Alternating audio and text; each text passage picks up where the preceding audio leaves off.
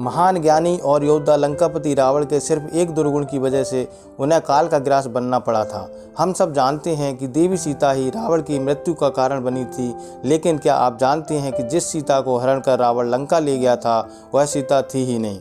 ऐसे में सवाल उठता है कि अगर वह सीता नहीं थी तो कौन थी? रावण किसको हरण कर लंका ले गया था?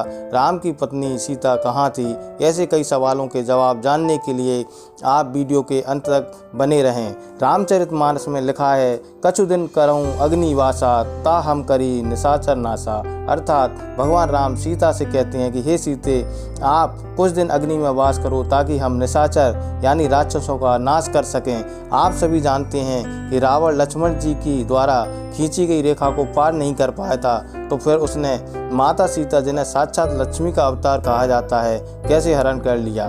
पौराणिक कथाओं के अनुसार एक बार वेदवती नामक एक युवती वन में अपने ध्यान में लीन थी।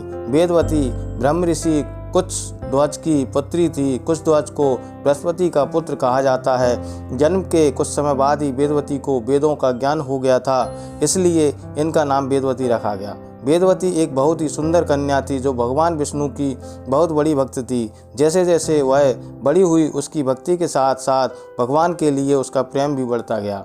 वेदवती भगवान विष्णु से विवाह करना चाहती थी, इसलिए उन्हें प्रसन्न करने के लिए उसने कठोर तपस्या करने का निर्णय लिया। वेदवती अपने इरादों की पक्की थी। वह निर्णय कर चुकी थी कि उसे भगवान विष्णु से ही विवाह करना है। तप में लीन रहने के बाद भी उसके रूप रंग में तनिक भी अंतर नहीं आया और वह नवयौवन संपन्न बनी रही। एक दिन आकाशवाणी हुई कि उन्हें अगले जन्म में सृष्टि के पालनहार भगवान विष्णु को पति के रूप में वरण करने का सौभाग्य प्राप्त होगा। इस पर भी वेदवती ने तप करना नहीं छोड़ा और अधिक कठिन तप करने के लिए गंधमादन पर्वत पर चली गई। एक दिन लंकापति रावण वहां से गुजर रहा था तो वेदवती को देखकर ठहर गया। वेदवती ने अतिथि धर्म का पालन करते हुए रावण का सत्कार किया।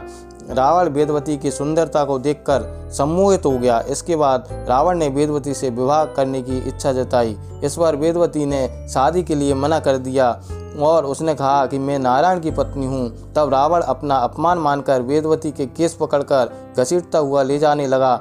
इस बात से क्रोधित होकर वेदवती ने अपने केस काट दिए। साथ ही उसकी पवित्रता को भंग करने की कोशिश करने पर उसने रावण को श्राप दिया कि एक दिन वह उसकी मृत्यु का कारण बनेगी। इसके बाद मैं स्वयं को रावण से बचाने के लिए वह अग्नि में कूद गई।